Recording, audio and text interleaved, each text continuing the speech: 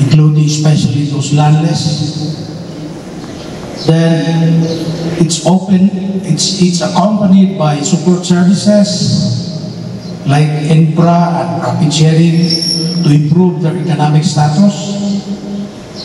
The primary goal is to address land ownership by allowing farmers to own the land they cultivate or receive a just share of the fruits of their labor, aim to increase productivity and income.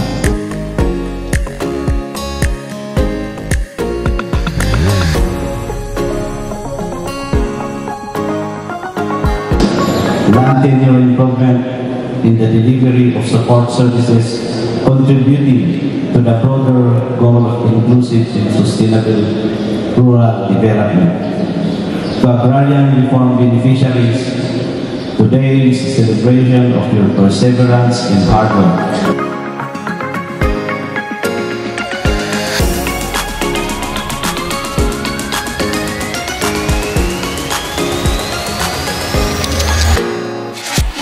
Nanay ay inalami or intaditar ay machineries makatulong sinan farmers ni specialist na cultivation di nanay ay lutan na palaka. Amin siya hindi mo tulong kada kami. Kalunano nay daytoy dar family.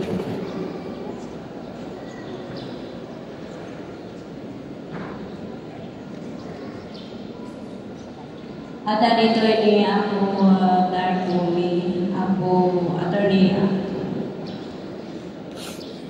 Penelope.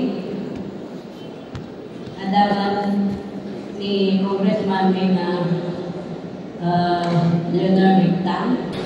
Muna ti amin, nagyaman nakin ni ako Presidente. We also recognize the cooperatives who receive multiple units to assist in the marketing, mobility, and delivery of farm produce and goods via San Juan West Saranay Consumers Cooperative.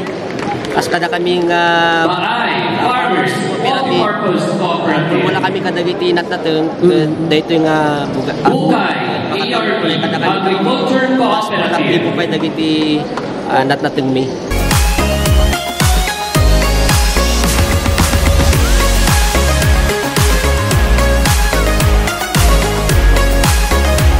Ano niya kamahal ang taga-Cordillera? Alam ko po na marami pa pong blessings na ibibigay ang ating Pangulong Bongbong Marcos at pati na rin siya po Secretary Estrella.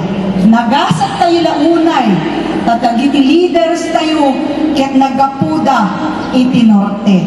Kan kanayon ko apo kadkadwa nga po Secretary Estrella kadagiti activities da ket nakita ti ayat na kang kangrunaan kadagiti farmer.